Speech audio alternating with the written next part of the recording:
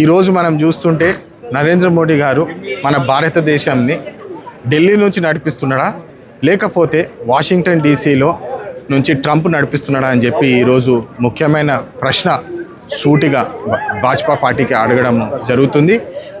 Bharatiya Janata party వాళ్ళు భయపడిపోయినారు, లొంగిపోయినారు అని చెప్పి స్పష్టంగా తెలుస్తున్నది. రాహుల్ గాంధీ గారు ఒకటే ఒక క్వశ్చన్ అడుగుతున్నారు. ఈ ట్రేడ్ డీలు, ఈ నకాబ్ ఏదైతే ఉన్నదో అది బయటికి తీసేసి పడేసినారు. మోడీ గారు ఎక్స్పోజ్ అయిపోయినారు.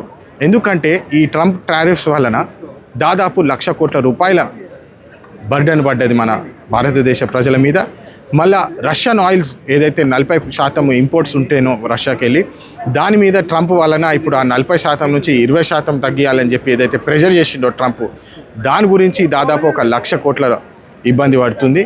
మరి ఇంకో విషయం ఏంటంటే, ఈ మేక్ ఇన్ ఇండియా స్టోరీ ఏదైతే నరేంద్ర మోడీ గారు ఇప్పటివరకు గట్టిగా పెద్దగా చెప్పుకున్నారో, ఆ స్టోరీ మొత్తాన్ని ట్రంప్ చేతిలో పెట్టేసి ఆమ్ ఆద్మీని ద్రోహం చేసినాడు అని చెప్పి స్పష్టంగా తెలుస్తుంది. ఎందుకంటే యుఎస్ నుంచి ఇండియాకు వచ్చే ప్రోడక్ట్స్ మీద ఏదైతే టారిఫ్స్ ఉండేనో అవన్నిటి మీద కూడా టారిఫ్స్ తీసేసినారు.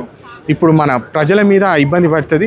మొత్తానికి 2 నుంచి 3 లక్షల కోట్ల రూపాయల వరకు మన భారతదేశం మీద ఇబ్బంది కలుగుతుంది ఈ డెసిషన్స్ వల్ల. కానీ బీజేపీ వాళ్ళకి దమ్ము లేదు, వాళ్ళు ప్రశ్నకి ఆన్సర్ చెప్పలేకపోతున్నారు, వారు రియాలిటీ నుంచి దూరంగా పరిగెత్తుతున్నారని చెప్పి స్పష్టంగా తెలుస్తుంది.